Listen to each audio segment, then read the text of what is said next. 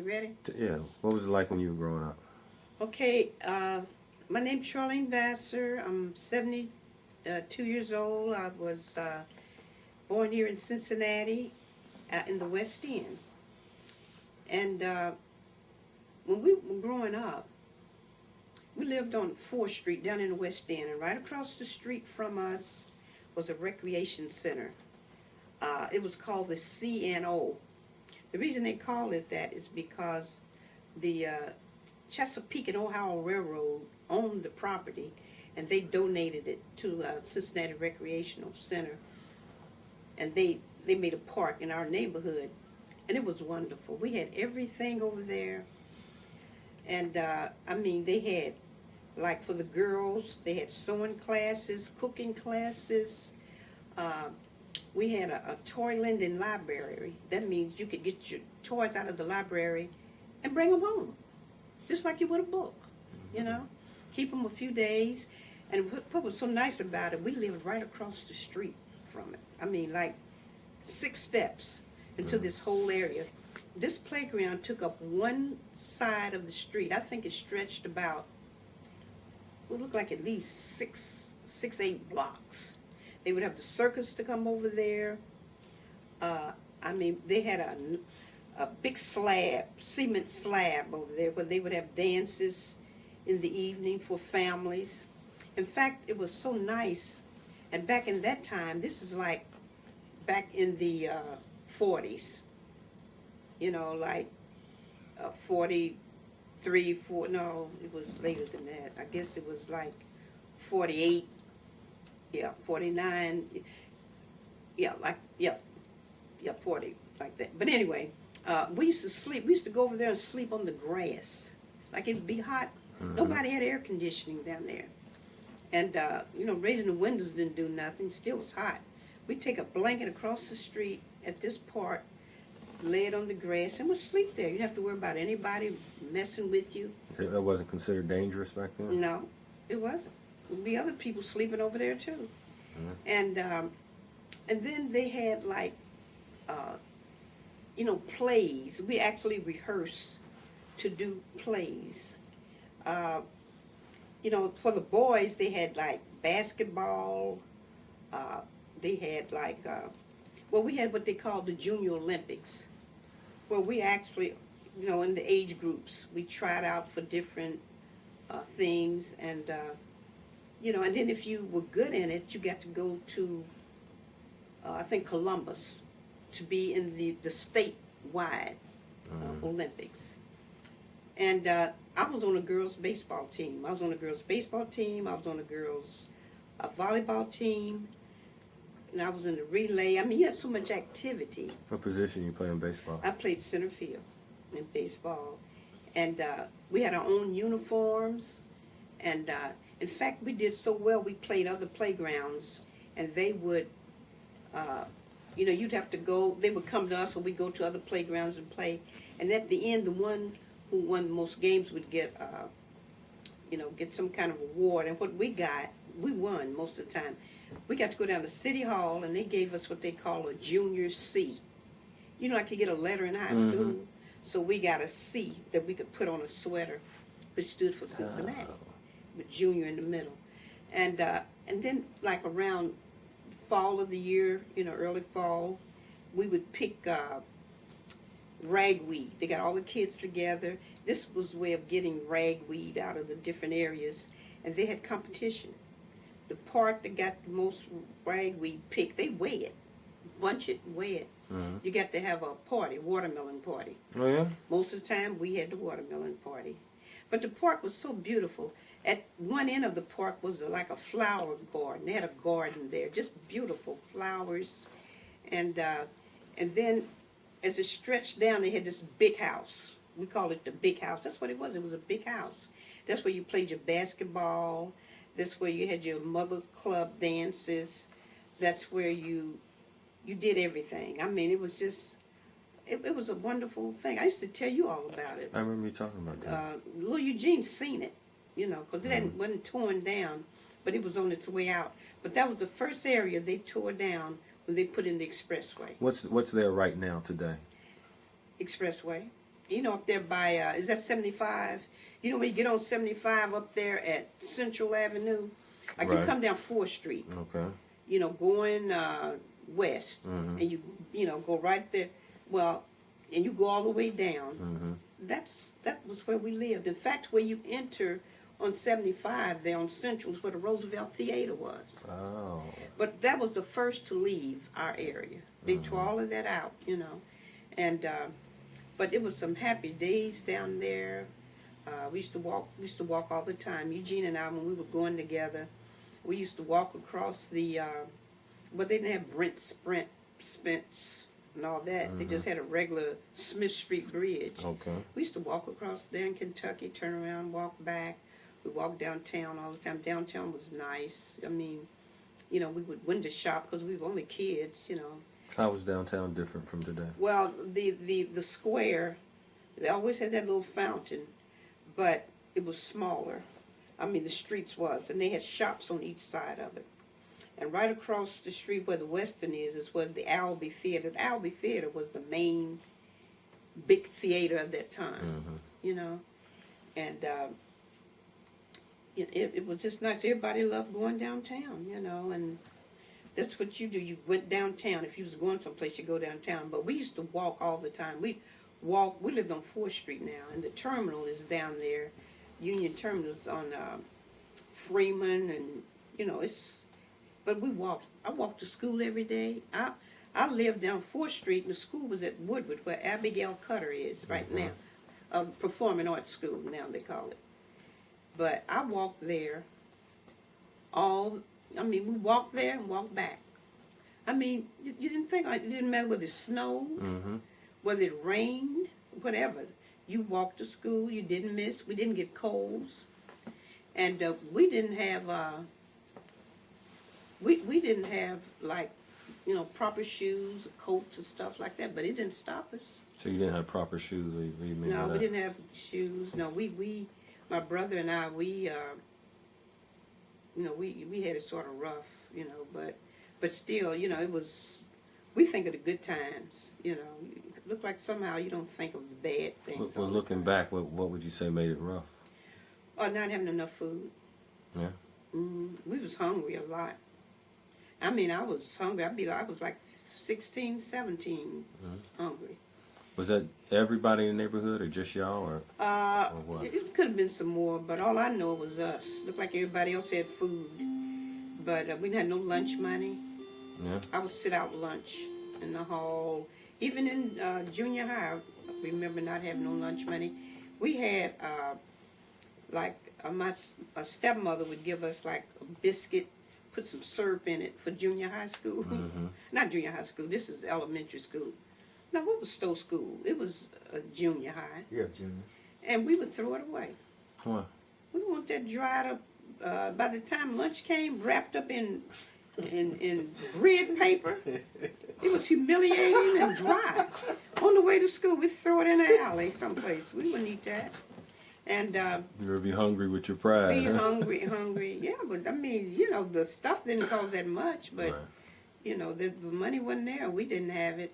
And, I mean, I would be so hungry sometime. You know how when your blood sugar, I didn't know what it was then, but even putting all that aside, there was good times because on Sunday we ate good. Right. And we didn't have any clothes. You know, it was time. We was just coming out of depression back during that time, too. Oh yeah. And my father was older because he was like, when I was born, my father was 42. Okay. What did he do for a living? Worked on the railroad. Okay. And in fact, Eugene worked right beside him as a teenager. Oh yeah. Yeah. But he was going to school. He just did it 99 during and the a half summer. an hour. 99 cents an hour. I said my father got older and he couldn't work as much. To me, that was big money. But still, all in all, looking down but to seeing the playground down there in Maurice, I tell you, it was wonderful. I just wish you could have the children, I know the kids are different now, but if they had something like that, I mean, they had tournaments of, even checker tournaments. You know, I was good in Chinese checkers, Eugene was good in regular checkers. And then, like I said, ping pong. yeah, or ping pong.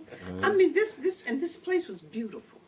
I mean, it was a beautiful park, and like we didn't have a swimming pool, so what they had was showers. They had outside showers, like a nice long slab with the showers, and you could just run through and play. Oh, it was just grass. You know how they said some kids back in those days, they didn't see grass? Grass was all over our place. It wasn't on our side of the street, but on the other side.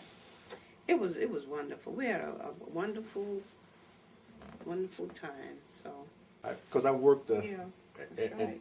either in the bowling alley or during the summer. That summer job she's talking about working for the railroad. Well, yeah. I told them I was older than I was, so it was just like They a regular didn't job. concentrate on that. And so I worked, and then when almost time for school to start, they laid me off.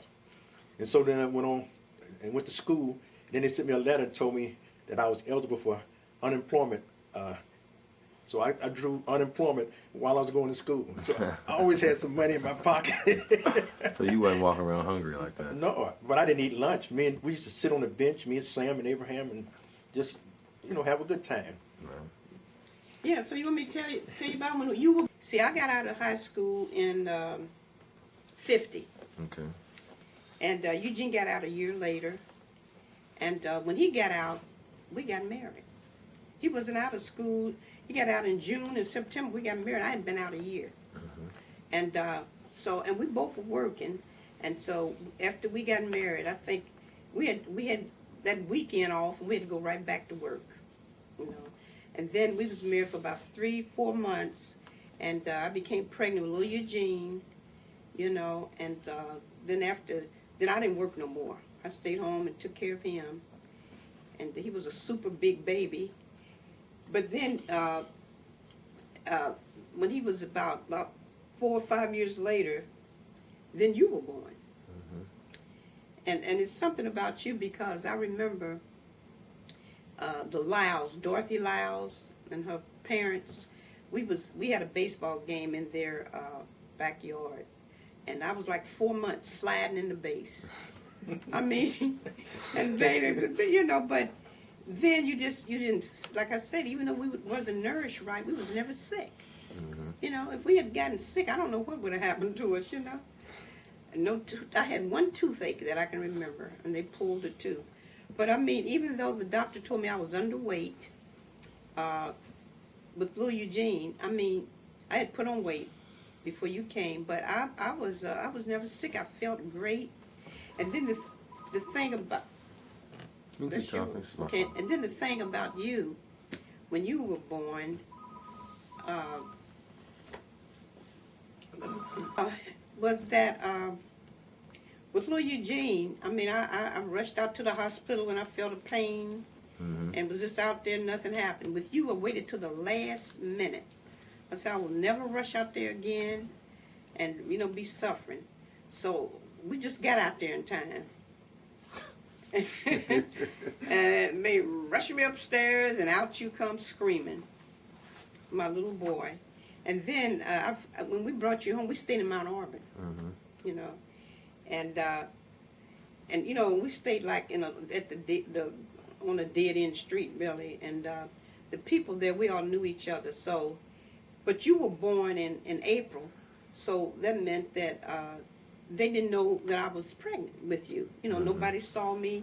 So when they heard I had this baby, they wondered where a baby come from, So anyway, all the neighbors, like I forget the one lived right next door to us.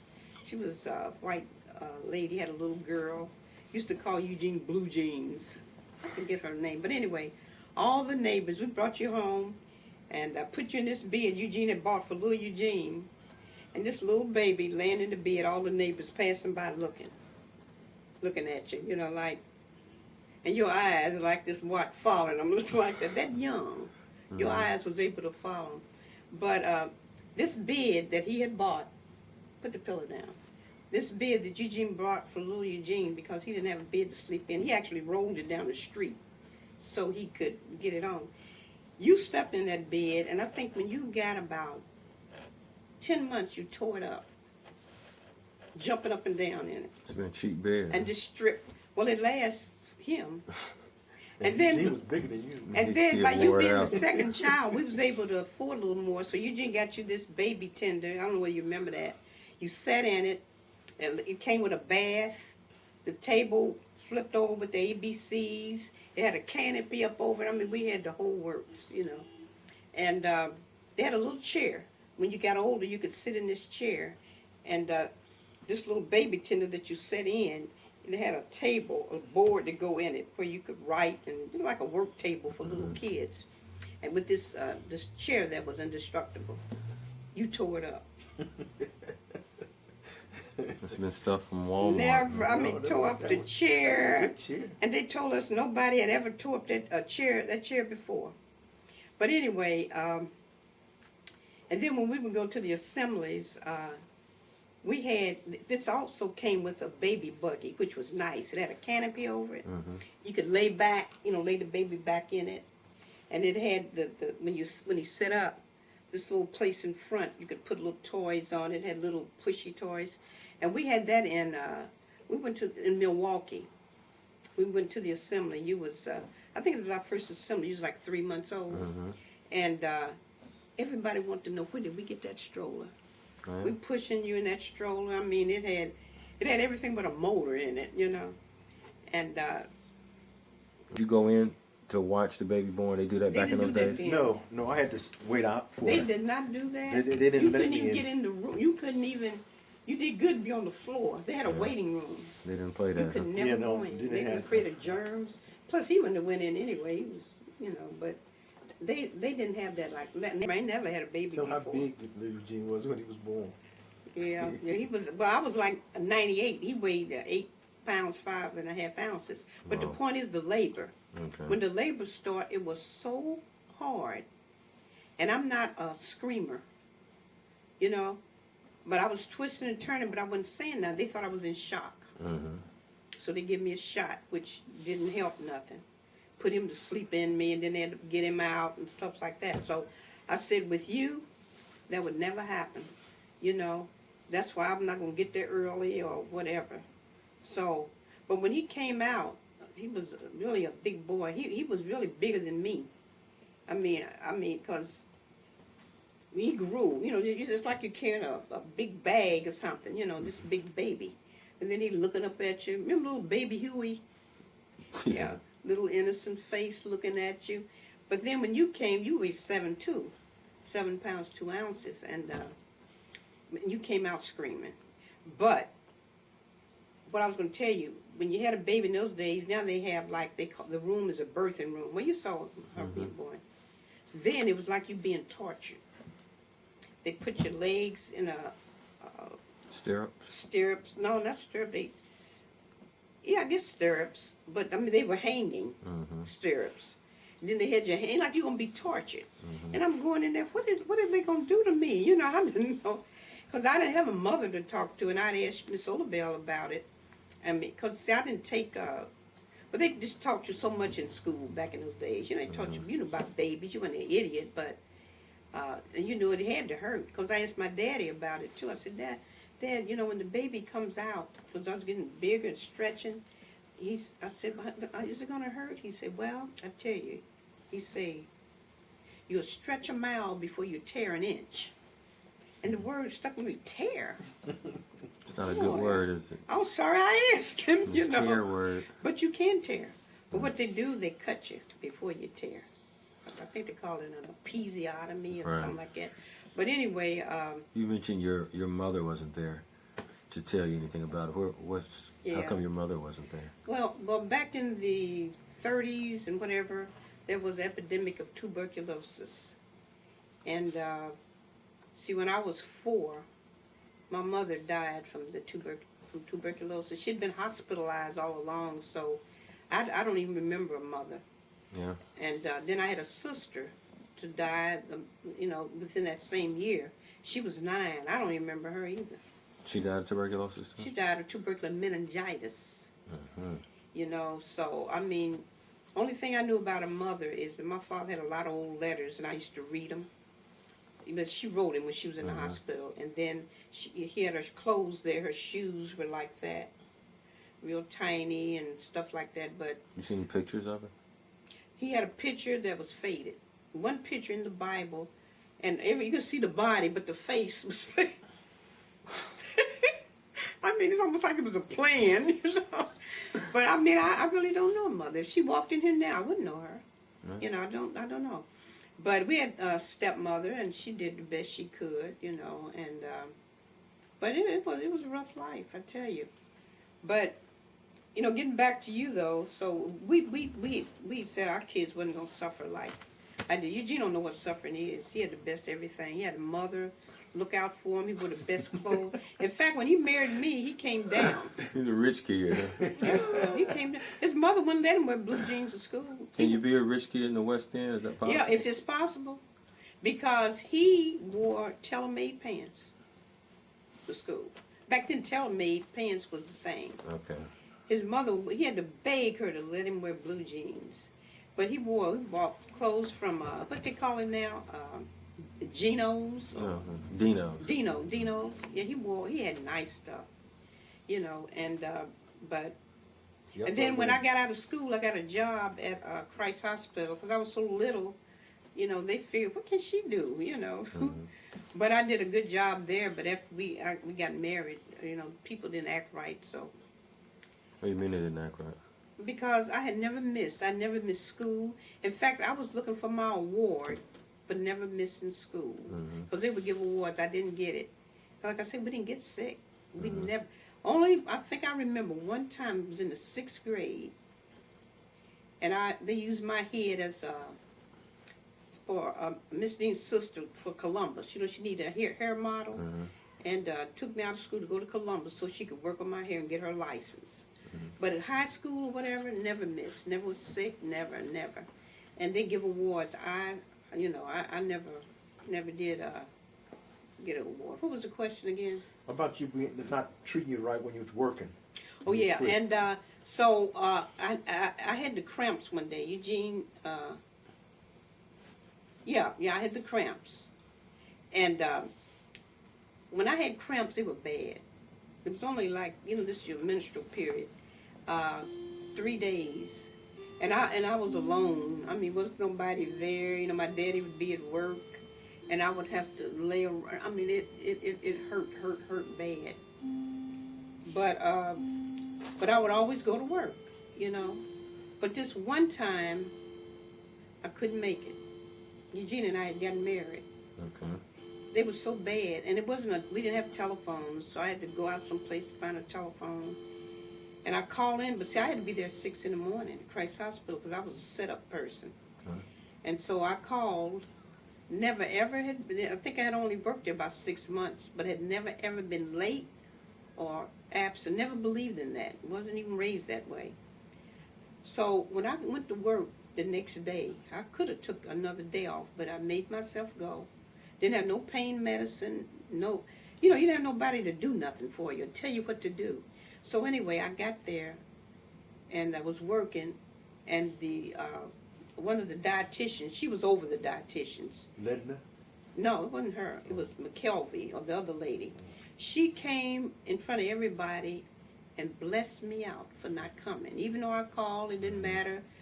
You know, you got to remember, these are the days where we worked at Christ Hospital. The blacks had different locker rooms from the whites. We ate in different places. They had a room for a cafeteria for the maids to eat, the black ones, and for the nurses and the nurses' aides, you know, which were white. But anyway, so she yelled and screamed at me so much, and they all of them had told me what a good job I did. She had told me that before. Mrs. Linder had told me, you do excellent work. Because that's the way we did, you know, you did your job. And, but when she did that, I wasn't going to stand for that. I said, I wasn't going to let her talk to me like that. Now, what happened, because they would always did those kids like that, they thought we were children. Right. And those girls there, they would fight them. Oh, yeah? Yeah, just like in school. Might slap them, and, you know, and they have them escorted out of the hospital. They didn't prosecute them, but they got rid of them. But I wasn't going to do that. I wasn't that type. I told them, when I leave today, I will not be back. And then I had heard that she had said she didn't like people working for her that got married, because usually once they get married, they stopped working. I loved that job. I looked forward to it. And by her yelling and screaming, and I didn't come back. I didn't give any notice. Then she was talking about being left in the lurch. I didn't come back. So I didn't have a phone. So they wrote me letters, trying to get me to come back. Eventually they had to send my check. But And by that time my brother was in the Air Force. He had joined up. He used to work out there too. Eugene used to work out there. Kids worked out there. This way it was a little job for you to have. But What was it, housekeeping I did, or the cafeteria? Yeah, it or what? was. Yeah, I worked. It was in the cafeteria, wasn't it? Yeah, it was. I worked with the. I had a serving tray. They would bring to me. I was with the nurses' aides, and they had their own dining room, and they put the cart with food on it and bring it down, and I served them from the cart. And like I was telling you, as hungry as I was, with all that food, when I finally got around food, I wasn't even hungry. Okay, then Maria, sit down so you can listen to what I'm going to say about the grandbabies. So, how many grandkids, great grandkids you have? Boy, do I know how many I have? Great. Okay, because Gino, Gino, I know I got, there's Roxanne's little boy, and Maury, and then Gino has, I think 3. Well, there's 4 great. Okay. Okay, then Roxanne is a granddaughter. And then I got another little granddaughter that's 8 years old. In fact, put the pillow down. Hello. Come on, come on. Put our faces together. And here she is right here. So is there In resemblance fact, there, you people think? say that we look alike. We do look alike. We look alike, my Moriel. We do look alike. Okay, now you can go back over and sit down. Heavy. We got great grandkids that's older than our grandkids. Yeah. Yeah. Mari. Mari is older than. But when little Moriel came, I never will forget when she was born early, and the love that was shown her by you and her mother, the way you all took care of this little bitty baby. I mean, you all were so delicate with her. You and Claudia, you all just, the love that you all showed that little girl. Because, when a baby's that small, because I couldn't hold her good, You held her and, and Claudia, she was this, and this is her first child. This is both of y'all's first child. And the way you all took care of it, the love that you were shown, honey, was something else. I just couldn't get over it. Because you all brought her home early. Because a lot of the hospitals won't even let you bring them home that early. Right. And then I remember I was just looking at some old tapes of the shower that she was given out there in Hyde Park. I remember that. She had a baby she had a big baby shower. And you know what I remember too? I remember the room. Like we would go to see Claudia, and you was up in the room with her. I didn't even know you could do that. Yeah. I did that with Eugene when he was in the hospital, but the room wasn't nothing like yours. Nice room. But the little girl, she was really fortunate. The love that was shown her, the care you all took, because you had to be real careful with a baby that young. You know what I mean, and that small. You see, because we just had a tragedy, in our congregation of Yeah. yeah. Premature death of an infant. Yeah.